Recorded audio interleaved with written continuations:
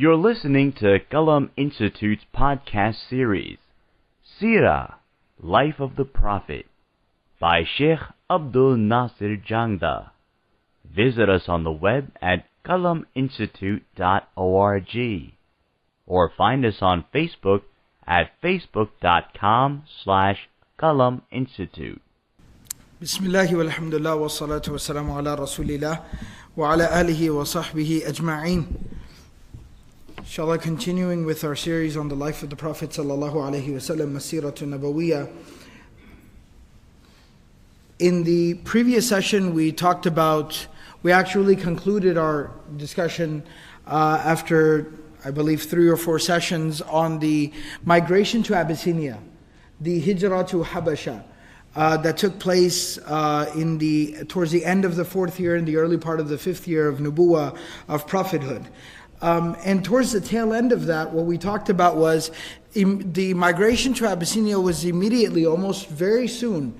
Some of the scholars of Seerah put it at maybe as soon as a couple of weeks afterwards, after the second migration, which was the more mass migration, the major migration.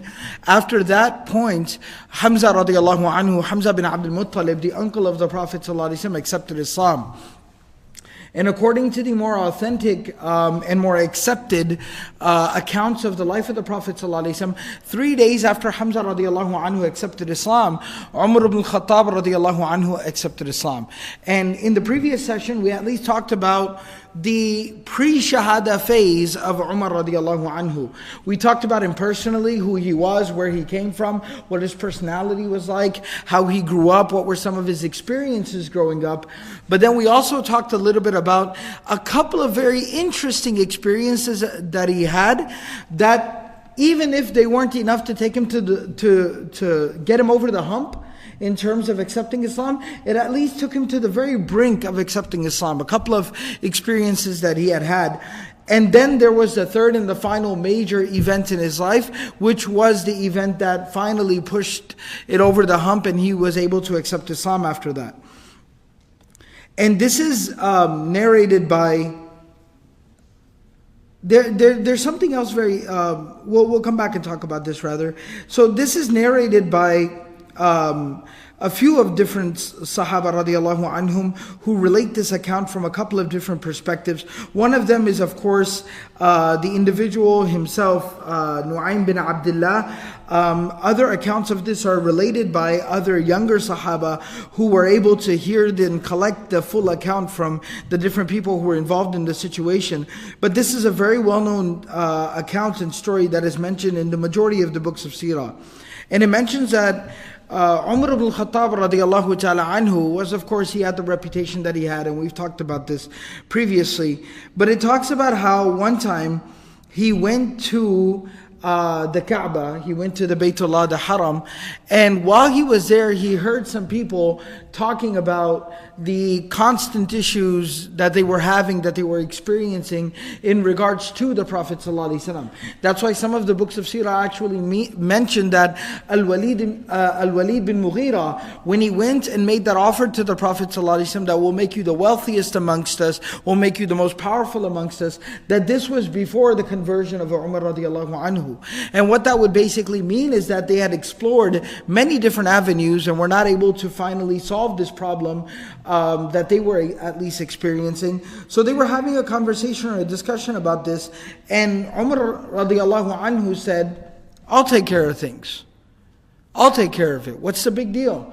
And so it mentions that he took his sword, and while carrying a sword was not completely out of character for people at that time, but what was a sign of somebody setting out with an intention of violence, was that person would not have their sword tied to their side. Rather, that person would hold their sword in their hand. So kind of even a police officer carries a gun all the time, but when they take the gun out of the holster, that shows the intent to take some action. So similarly, Umar radiallahu anhu actually unsheathed his sword from his side and held it in his hand as a statement and said, I'll go take care of things. And so it says that he basically set out, and he seemed like he was a man on a mission. He seemed very intent, very serious to basically go and take care of things. And along the way he ran into Nu'aym bin Abdullah radiallahu anhu, who was a Sahabi, who was a companion of the Prophet ﷺ. He was one of those early Muslims. And he saw him, and he saw that Umar radiallahu anhu had his sword in his hand. So he asked him, Aina turidu ya Umar? He said, what are you intending to do? Where do you want to go, O Umar? So he said, Uridu Muhammadan. He said, I'm going to look for Muhammad. هذا الصابي الذي فرق أمر قريش وسفه أحلامنا وعاب ديننا وسب آلهتنا فأقتله. He said, I'm going to find this Muhammad, this man who has abandoned, this heretic, this man who has abandoned his religion. He has divided up all the energies of the Quraysh. He has made some of our most intelligent people make fools out of themselves.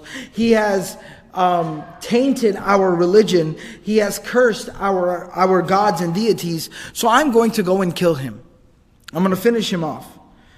So Nu'aym radiallahu anhu said to him, because you also have to understand, Nu'aym radiallahu anhu is not trying to cause any more problems for anyone, but you have to understand that moment. This is Umar. He has a certain reputation that he carries. He seems like he's very upset and angry. He has a sword in his hand, and he seems very intense, hell-bent on harming the Prophet ﷺ. So Nu'aym radiallahu anhu becomes very emotional and very defensive and very worried. So he says, Wallahi laqad gharratka nafsuka min nafsika ya Umar. He says, you are extremely deluded. You are deluding yourself, O Umar. He said, Atara bani Abdi Munaf tarikika tamshi ala al-ardi wa qad qatalta Muhammadan? He said, do you really think that Banu Abd Munaf, the family of the Prophet ﷺ, will let you walk around freely after you have killed and murdered Muhammad ﷺ, the grandson of Abdul Muttalib, a man from the family of leadership in their family? You think they're going to tolerate that? And he saw that Umar radiallahu anhu really wasn't fazed by this idea. He didn't just seem to care. He said, you really think they're going to let you walk around? They won't kill you in retribution? He saw Umar radiallahu anhu didn't even bat an eye. So now Nu'aym radiallahu anhu realizes he has to up his game a little bit. He has to try a different strategy. So he says, أَفَلَا تَرْجَعْ إِلَىٰ أَهْلِ بَيْتِكَ فَتُقِيمَ أَمْرَهُمْ? He said, then he goes to the next step. So you have to understand, Nu'aym radiallahu anhu is very desperate. And, desperate times call for desperate measures. So Nu'aym radiallahu anhu says that, why don't you go back home and fix things at home? You're out solving other people's problems, trying to put other people in line. Why don't you put your own family in line first? Now Umar radiallahu anhu, this was news to him. He said, وَأَيُّ أَهْلِ بَيْتِي? So who are you talking about? What are you talking about? So he kind of calls him on his bluff. He calls him on his bluff. He goes, what are you talking about, my family? What do you mean I need to fix my family? So he says, خَتَنُكَ وَابْنُ عَمِّكَ سَعِيد بن زَيْد وَأُخْتُكَ فَاطِمَةً. He says that your brother-in-law, who's also your cousin, and your sister, who's married to this cousin of yours, your sister Fatima and her husband Sa'id bin Zayd. Sa'id bin Zayd, who's from the Ashara Mubashara as well. And then he says, فَقَدْ وَاللَّهِ أَسْلَمَا وَتَابَعَ مُحَمَّدًا عَلَى دِينِهِ فَعَلَيْكَ بِهِمَا. So he goes that both of them have accepted Islam and both of them follow Muhammad ﷺ upon the religion that Muhammad has brought. And so you want to deal with somebody, go deal with them. So Umar radiallahu anhu immediately changes route. And he heads over to his sister's home. And the narration mentions that when he reaches the door, from outside of the door, because you have to understand the homes at that time, from outside of the door, what he hears is that he hears three voices reciting Quran. That his sister Fatima and her husband, Sa'id bin Zayd, were having a Quran class with their Quran teacher, their Quran tutor, Khattab bin al-Arat, radiallahu ta'ala anhu. So the story of the conversion of Umar radiallahu anhu is a profound story at many different levels. There's obviously the importance of Quranic education and just the realization and the power of the kalam of Allah, which we're going to see when Umar radiallahu anhu reads the Quran for himself. But another wrinkle, another lesson, another moral of this story is the importance of Quranic education at home. The importance of Quranic education at home. The importance of halaqat of the Quran going on at home. The importance of the recitation of the Quran at home. This is very, very important. There needs to be a small Quran halaqah in each and every single home. Now it's understandable that maybe, there's two things here that I gotta say. Number one, it's understandable that parents might feel that, maybe they're not qualified to have any type of Quran class at home. So it's understandable, but that still doesn't excuse us from the fact that at some level there needs to be a Quran halaqah at home. So fine, the parents might not be able to do tafsir of the Quran at home for their children. That's understandable. But at the very least, they can at least sit and recite Quran together. There can at least be 15 minutes a day, 30 minutes a day, dedicated to just reciting the Quran together as a family. And this is very, very important. This is necessary. But the second thing I have to say about that is, at the same time, oftentimes I have parents coming to me making that excuse. Well, I don't know, or I can't even sit and recite Quran at home with my children because I have bad tajweed. I don't want to ruin their recitation. That's why I send them to the masjid, the Quran class at the masjid, the Quran school at the masjid. But what I have to say to that is that it's not a good enough of an excuse. We take this excuse and we basically live off the rest of our lives based off of this excuse. Oh, I don't know. I don't have knowledge. I don't know what to teach them. I can't even read it with them. I don't want to ruin their tajweed, ruin their pronunciation. How about instead of just not teaching our kids Quran at home, instead of not reciting Quran with our kids at home, instead of that, why don't we just take out a few days, dedicate the next couple of weeks to learning something, so that we do become qualified to teach our own children.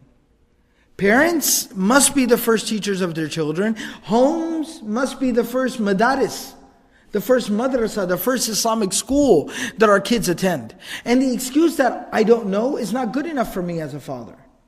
Fine, I don't know. That's very good that at least I understand what my deficiencies are, but it's about time that I started working on those deficiencies.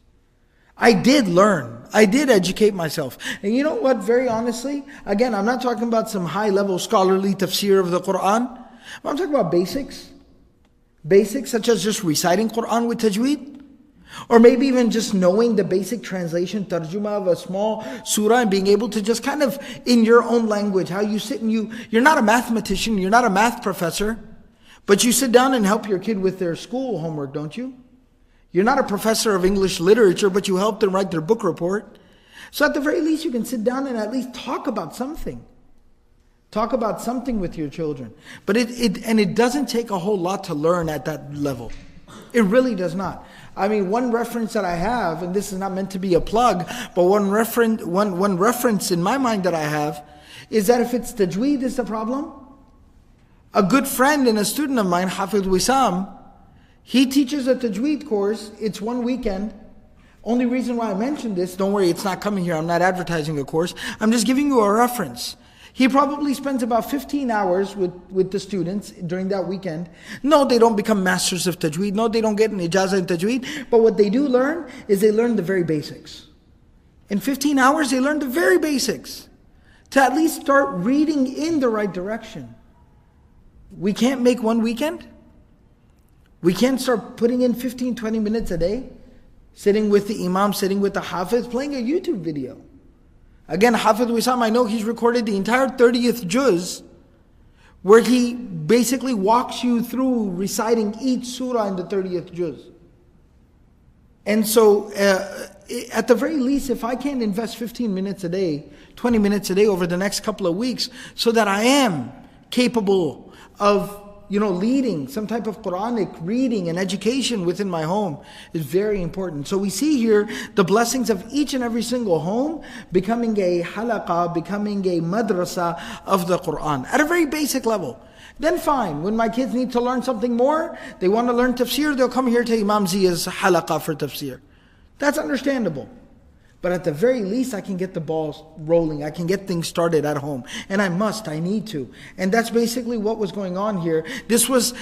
Why would some of the earliest of Muslims, especially some of these early Muslims who were very close to the Prophet ﷺ, where do you think they learned how to have a Quran halaqah at home? It was from the instruction of the Prophet ﷺ. So it was part of the strategy of the Prophet ﷺ that as people were accepting Islam, to turn each and every single home into a basic, elementary level, kindergarten of the Quran. It was like every single home was turning into a preschool for Quran, at the very least, to nourish the souls, to develop the spirituality of the people, to strengthen people in their iman, in their relationship with Allah. And that's what was going on here. So Umar radiallahu anhu approaches outside the door and he can hear them reciting Quran together. He knocks on the door. The narration says that they look out, they peek out from the door and they see it's Umar radiallahu anhu. Some of the narrations say that when he knocks on the door, he's actually screaming and yelling and screaming, "Open up, open up. I can hear you, I know you're in there." Because he's so angry and upset. And Khattab bin al-Arat radiallahu anhu, when he hears Umar radiallahu anhu outside screaming, he hides. He runs and hides. They hide him, they stash him somewhere in the home. And they open the door and the pages of the Quran are still out. He busts through the door and immediately pounces his brother-in-law and says, "I heard somebody else. Who was the third person with you?" And they say, "We swear, there was nobody else." And he says, have you left our religion? Have you followed this man Muhammad? And he starts beating his brother-in-law severely. He's in a rage. All he sees is red. He's beating his brother-in-law. His sister comes and tries to grab him and pull him off of her husband. And he swings back and ends up striking his sister. And the narration actually mentions that she's bleeding. When he looks around, and then that's when she finally says to him, "Yes, Umar, you want to know? You want the answer? You want the answer? Yes, we have believed in Muhammad. We have accepted his deen. We have rejected these idols. We do follow the deen of Muhammad. What are you going to do about it? You want to kill us? Go ahead and kill us. Do what you have to do. Do your worst." And at that time, Umar radiallahu anhu looks at his sister, sees her bleeding, and he kind of calms down a little bit, realizes what he's done, realizes what a rage he was in, and he calms down. And when he finally calms down, regains a little bit of his composure, then he sees the pages lying there and he goes, "What's that?" And begins to move towards it. His sister goes and grabs the pages, snatches them up, holds the pages to herself, and she says, "No, you can't touch this. I will not let you put your hands on this." And he clarifies his intention to his sister. "My intention is not to rip them or disrespect them. I want to read them. I might as well. My own sister is also gotten caught up in all this nonsense. I might as well find out what this is about." So she says, "No, you're not clean. You're not pure." Because Umar radiallahu anhu, in another narration, he talks about, in another account of him accepting Islam, he actually mentions that how he used to remain drunk most of the time. So she said, "No, you probably have alcohol on you and things like that." No. So she makes him clean up. After he cleans up, then she hands him the pages. And the narration tells us that Umar radiallahu anhu begins to read, and it's surah number 20, Surah Taha. And he begins to read from the beginning of Surah Taha. Taha, ma anzalna alayka al-Qur'ana litashqa. That we have not sent down this Qur'an upon you to ruin your life. إِلَّا تَذْكِرَةً لِمَنْ يَخْشَى. Rather, this is a powerful reminder for the person who will heed the reminder. Who is overwhelmed by the greatness of Allah. إِلَّا تَذْكِرَةً لِمَنْ يَخْشَى تَنْزِيلًا مِمَّنْ خَلَقَ الْأَرْضَ وَالسَّمَاوَاتِ الْعُلَى. This is being sent down little by little by the one who created مِمَّنْ خَلَقَ الْأَرْضَ وَالسَّمَاوَاتِ الْعُلَى. From the one who created the earth and the one who created the heavens most high, the sky most high. مِمَّنْ خَلَقَ الْأَرْضَ وَالسَّمَاوَاتِ الْعُلَى الرَّحْمَنُ عَلَى الْعَرْشِ اسْتَوَى. That who is this one who created this? Ar-Rahman, the abundantly merciful, who positioned himself above the arsh, above the throne.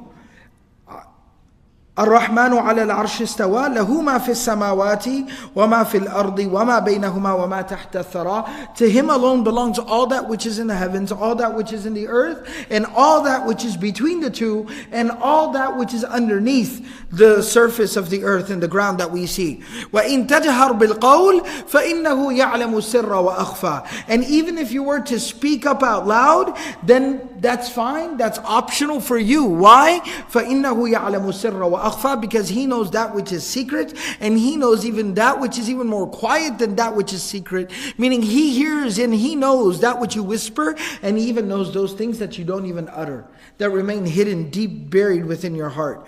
Allahu la ilaha illahu, lahul asma'ul husna. Who is this? This is Allah. There is no one worthy of worship but Him. For Him alone are the most excellent and beautiful names. وَهَلْ أَتَاكَ حَدِيثُ Musa. Some of the narrations say that He only read up here to ayah number 8. Some of the narrations say no, He read even past this.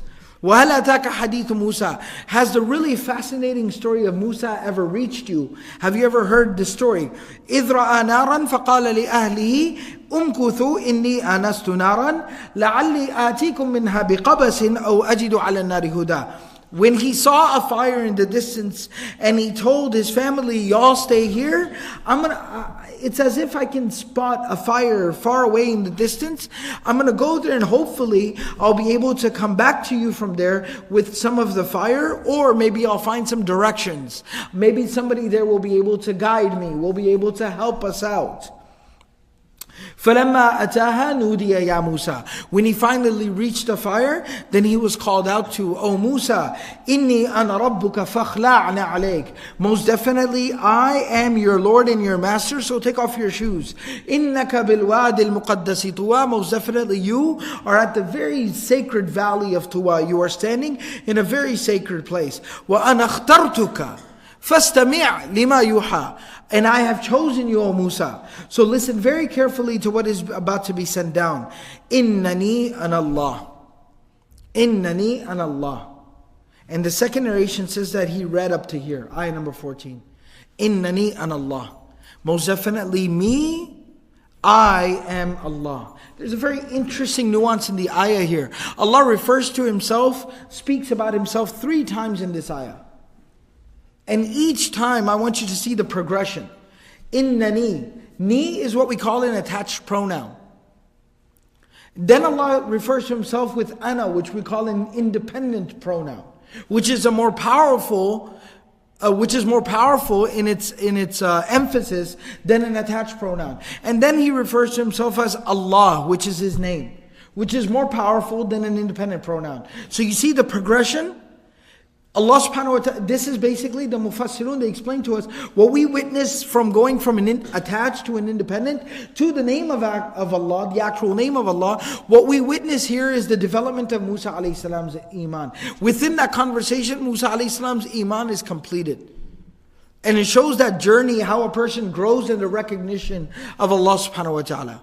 And when Umar radiallahu anhu read these words at the culmination of his recitation, Innani ana Allah.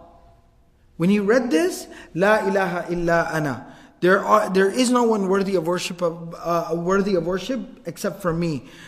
Fa'budni. So enslave yourself to me. Worship me. وَأَقِمِ الصَّلَاةَ لِذِكْرِي. And establish a prayer to remember me. To remember me. When Umar radiallahu anhu read this ayah and went through that journey of recognizing Allah, Umar radiallahu anhu put the pages down and looked at his sister and said, I need you to take me to Muhammad immediately. I need you to take me to Muhammad immediately. I have to go now. Now, his sister, of course, still weary of Umar radiallahu anhu, she says, what's your intention? What do you intend to do? And he says, Wallahi, I intend no harm. I only want to go there so I can accept Islam. And as he says this, Khattab radiallahu anhu comes out of hiding. He comes out from where he was hiding. And he says, congratulations, Ya Umar. Abshir, Ya Umar. He says, just last night, I was with the Prophet ﷺ. I was sitting with the Prophet ﷺ when he made dua. That, oh Allah, Allahumma ayyid al-Islam. Oh Allah, aid the religion of Islam. Bi Abil Hakam bin Hisham. Bi Amr bin Hisham. Either aid the religion of Islam through Abu Jahl. أو بعمر ibn al-Khattab, or through Umar the son of Khattab. So just last night the Prophet ﷺ made dua that, oh Allah, aid the religion of Islam either through the conversion of Abu Jahl or the conversion of Umar bin Khattab. And it seems like the Prophet ﷺ's dua was accepted for you, Ya Umar. It was accepted for you. And so now they go about they head out basically. And Umar radiallahu anhu takes his sword now, and the narration says that he ties it to his side. He sheathes the sword and he ties it. Basically he straps, his weapon back in. But nevertheless, Umar radiallahu anhu carrying a weapon in and of itself is enough cause for concern. Even though he holstered it, it's still a little discerning. And so they head out and they reach the house of Arqam, Darul Arqam. They reach there, which was not too far from the Haram, the Kaaba. And Umar radiallahu anhu knocks on the door.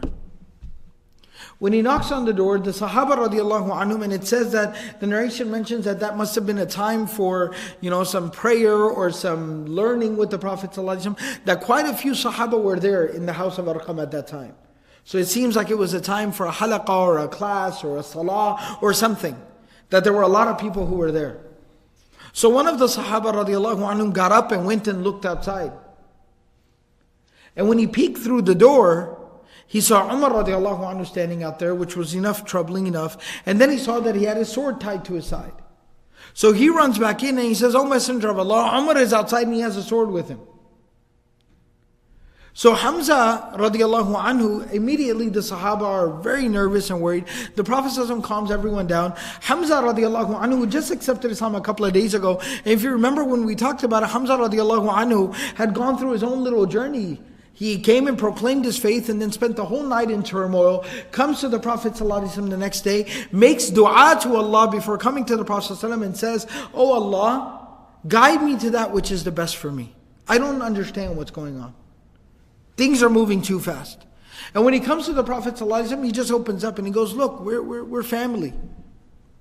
We're family, so I'm just going to level with you. I'm conflicted." And the Prophet ﷺ says, "Let me tell you something about this religion." And Hamza radiallahu anhu says, "I swear that's what I've been waiting for you to do."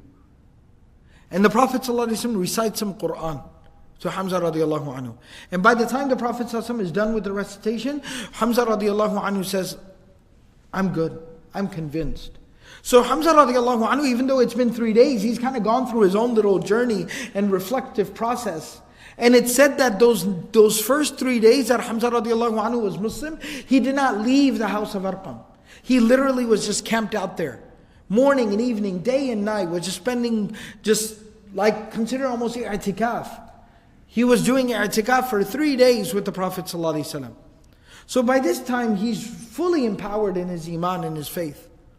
Hamza radiallahu anhu stands up and says to the Prophet ﷺ, he says, "O Messenger of Allah, let him in.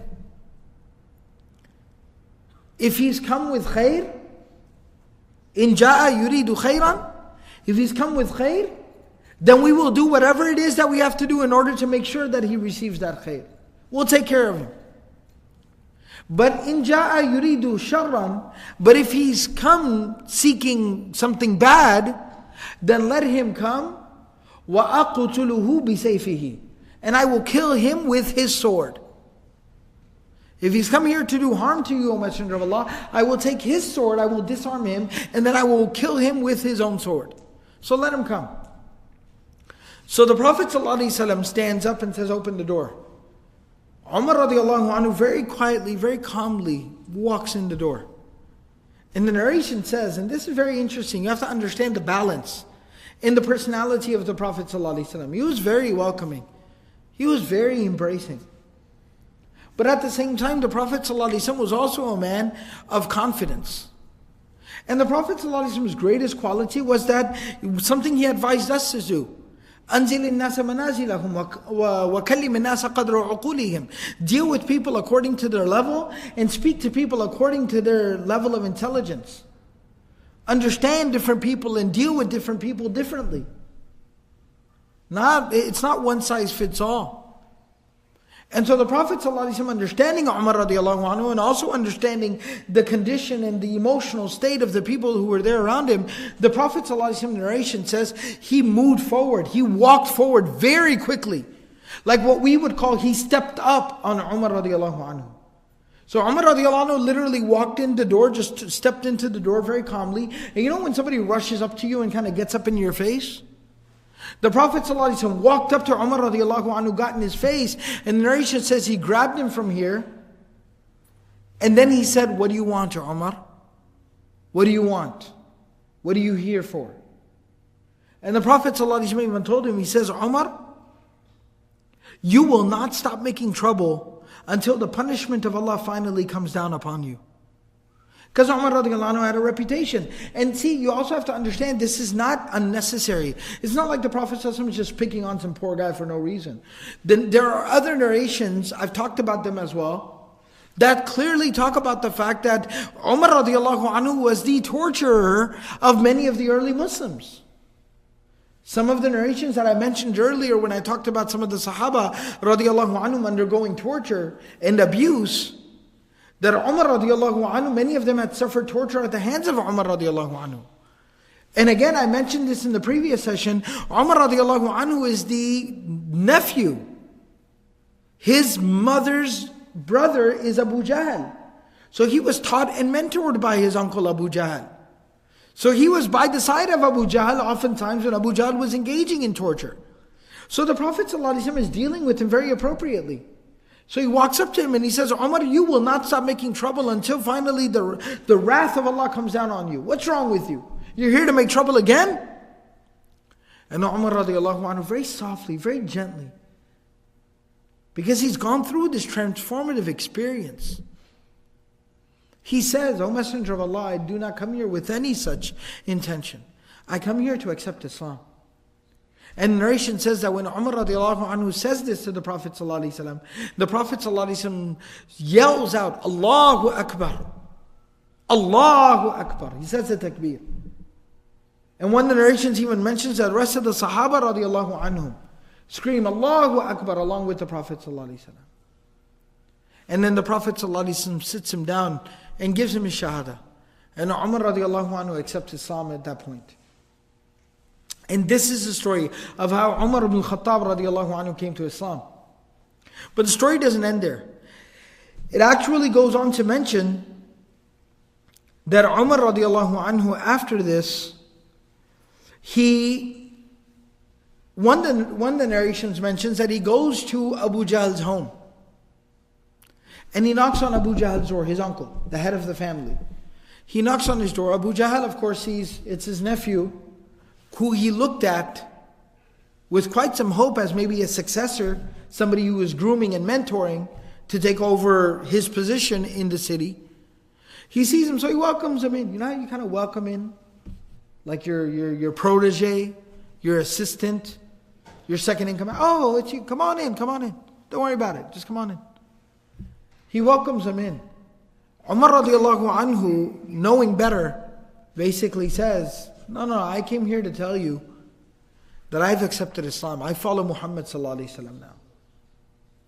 And Abu Jahl is so disgusted. Tells him, "Get out from here. What have you done? Do you understand what you've done? You foolish boy."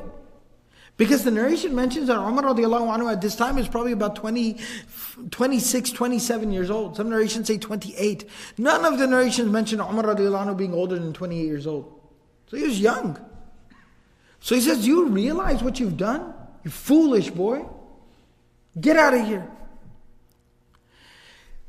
When Umar radiallahu anhu leaves there, one of the narrations mentioned that he meets another man by the name of Jamil, who was one of the men of Quraysh. And he basically tells him that, "I've accepted Islam. I've become a Muslim." And when he finds out that Umar radiallahu anhu has accepted Islam, Jamil bin Ma'mar, he goes around, starts telling everyone, "Have you heard? Umar has accepted Islam. Have you heard? Umar has become a Muslim. Have you heard? Umar has joined Muhammad." He goes around telling everyone. So Abdullah bin Umar radiallahu anhu, the son of Umar ibn al-Khattab, Abdullah, some narrations actually mention that he had already accepted Islam at this point. But that goes back to the debate about how old he was and different things like that. But nevertheless, he at least mentions the fact that I was a boy, وَأَنَا غُلَامٌ أَعْقِلْ كُلَّ مَا رَأَيْتُ. He says, I was a boy at this time, but I could recognize, I could understand what was going on. I was at least, 8, 10, 12 years old. Like I could understand what was going on. So he says, I was with my father and we went to the haram. And Umar radiallahu anhu walked through the door of the haram, and everybody there had already been whispering and gossiping about Umar radiallahu anhu becoming a Muslim. And he says, as soon as he walked through the door, everybody turned around and looked.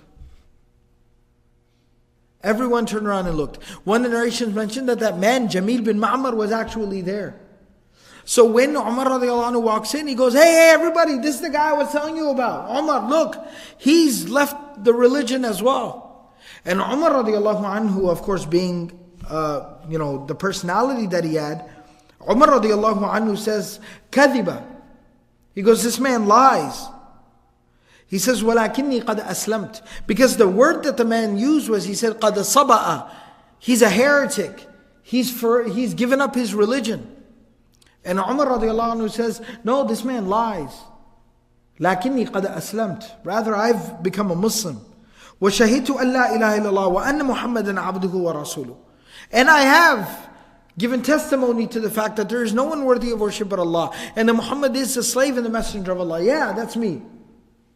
This was basically Umar radiallahu anhu's version of saying, come at me. Come on, come at me, bro. Bring it on.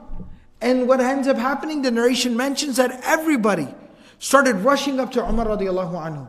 And the narration mentions that there were over a dozen people in the haram at that time, and they all basically came at him. And or some of the narrations mention that there were 2-3 dozen people. And it said that Umar radiallahu anhu started fighting them. It's like straight like a scene like out of the Matrix.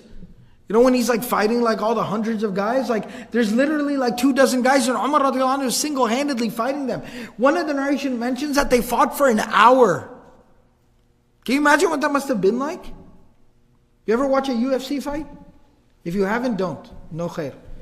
But if you have, then you know what I'm talking about. UFC fights, they fight for what? 3 rounds? 5 rounds? Some of them fight 3 rounds. Each round is 2 minutes. 3 minutes. They fight for a total of like 10 minutes. Have you seen what they look like afterwards? They're bloodied and beaten and bruised. They look terrible. Can you imagine someone fighting like a dozen people for an hour? Subhanallah. This was the himmah of Umar ibn Khattab radiallahu anhu. He fought like a dozen men for like an hour, just going at it non-stop. He kept pushing them back and throwing them down. They kept coming at him over and over again.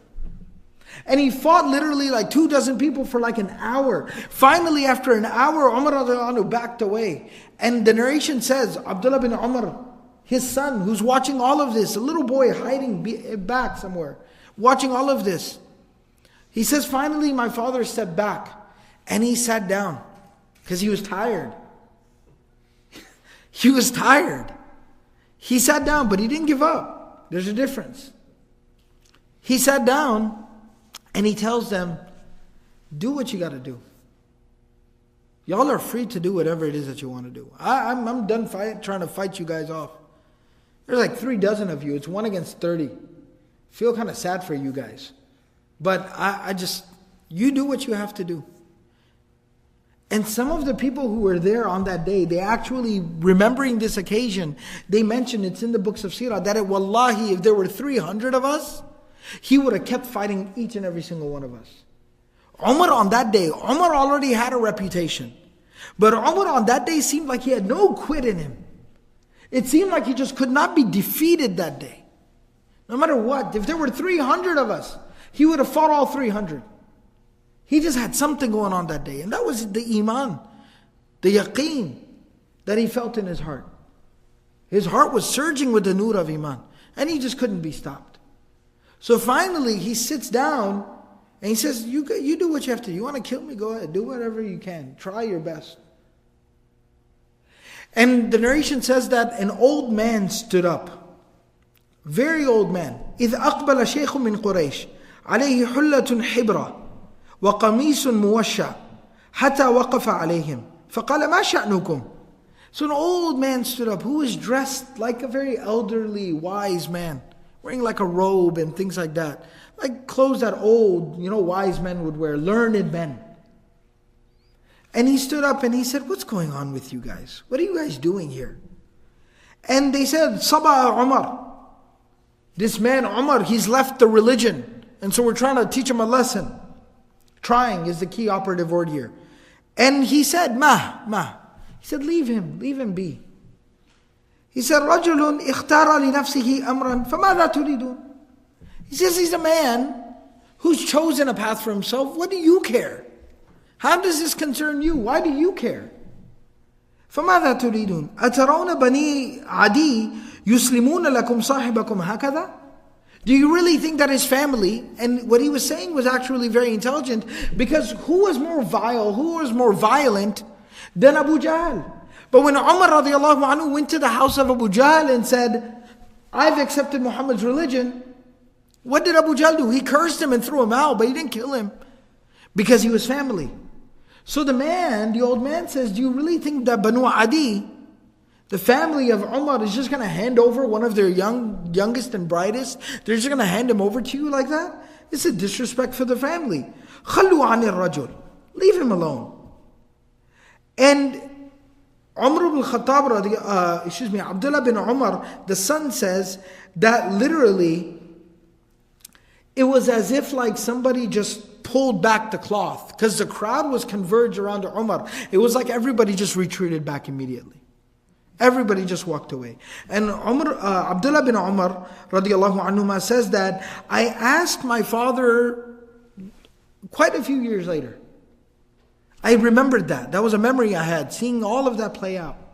And I asked my father, بعد أن هاجر إلى المدينة. I asked him after the hijrah to Medina. Years later, I asked my father, يا أبتي من الرجل الذي زجر القوم عنك بمكة يوم أسلمت وهم يقاتلونك? Who is the man who reprimanded the people and basically made everyone leave you alone the day they were trying to kill you, the day you accepted Islam? He said, ذاك أي بني العاص بن وائل السهمي. He says, oh my son, that man was Al-As bin Wa'il. So Umar radiallahu anhu never forgot the wisdom that As bin Wa'il showed on that day. And so this was kind of the story of the conversion of Umar radiallahu anhu. And it's said in the narration that soon thereafter, Umar radiallahu anhu goes to the Prophet ﷺ and says, O Messenger of Allah, we need to go pray in the haram.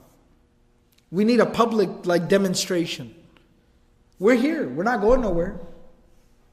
And now we got basically two guys to kind of lead the charge to make it a strong impression, myself and Hamza.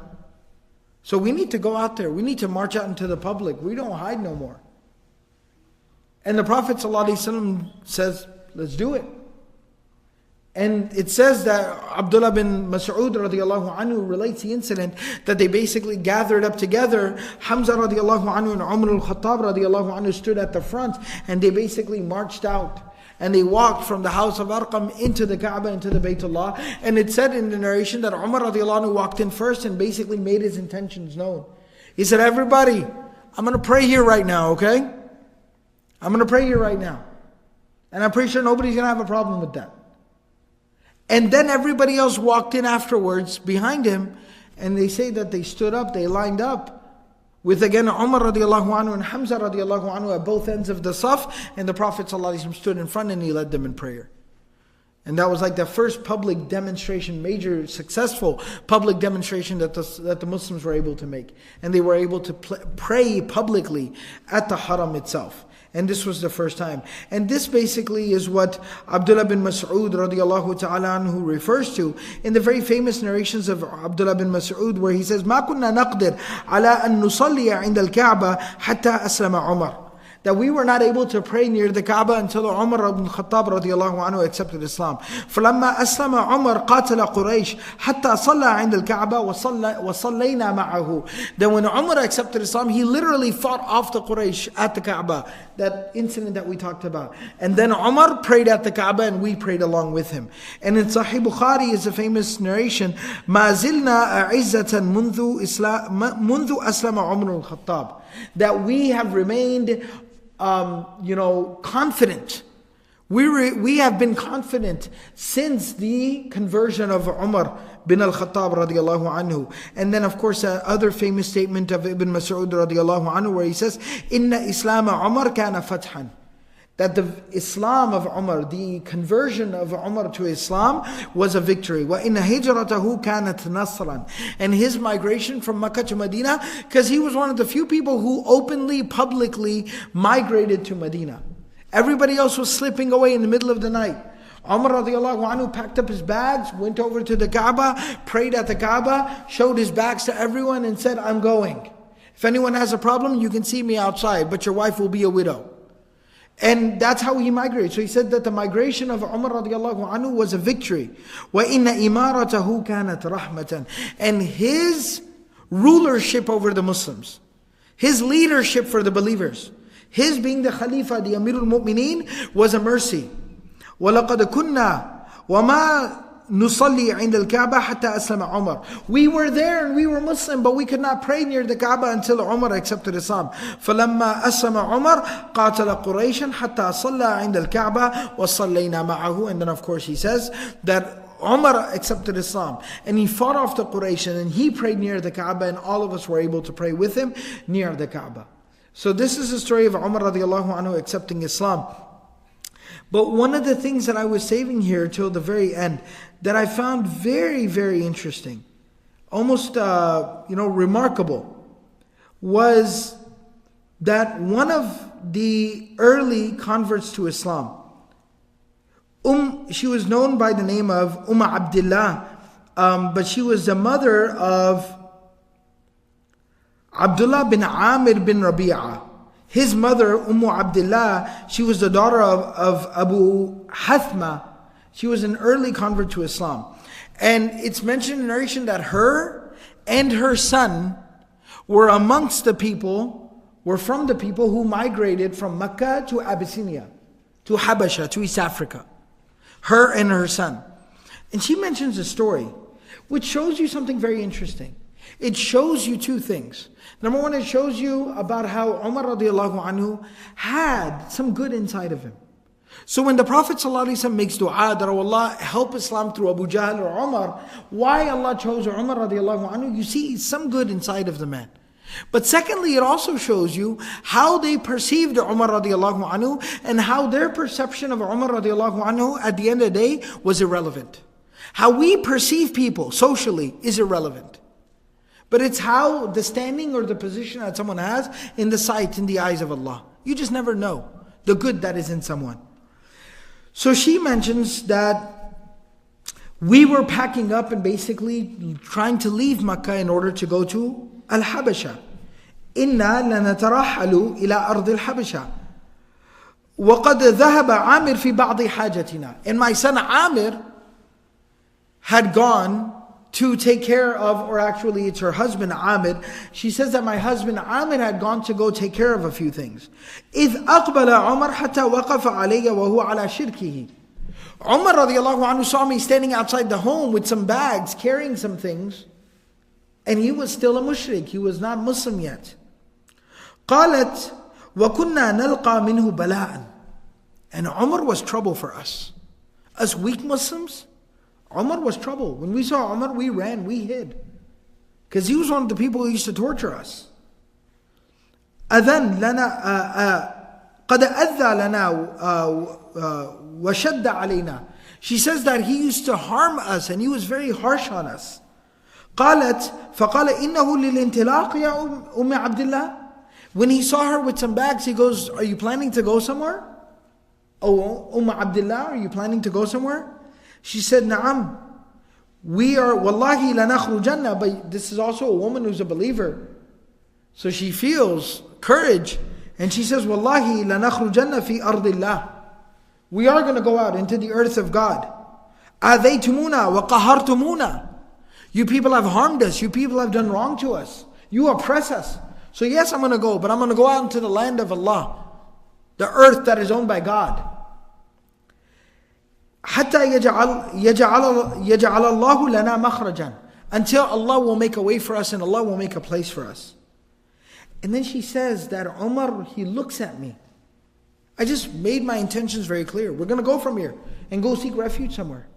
She says, Umar looks at me and he says to me, Sahibakumullah. May God be with you. May God be with you. And she says, وَرَأَيْتُ لَهُ رِقَّةً لَمْ أَكُنْ أَرَاهَا. I saw some softness in Umar that I had never seen before.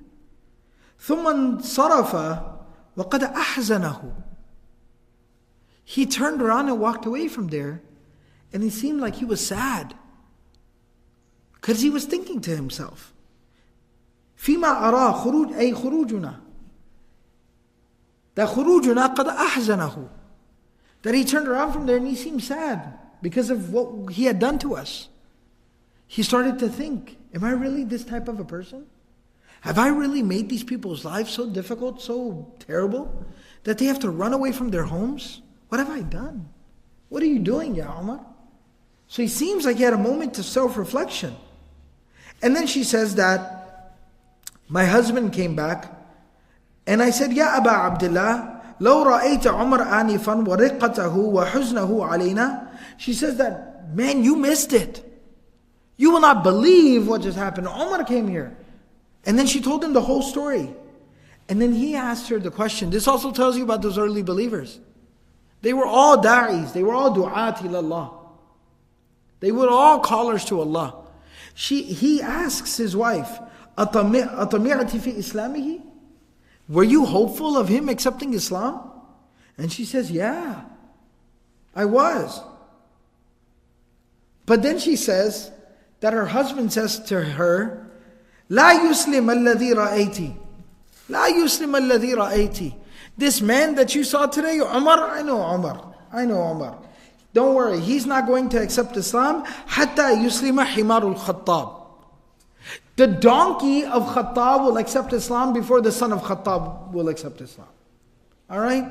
I understand he might have had a moment of reflection or something like that, but don't worry. Woman, alright, let me tell you. Listen, woman. That's the problem with you women. You get all caught up in the moment.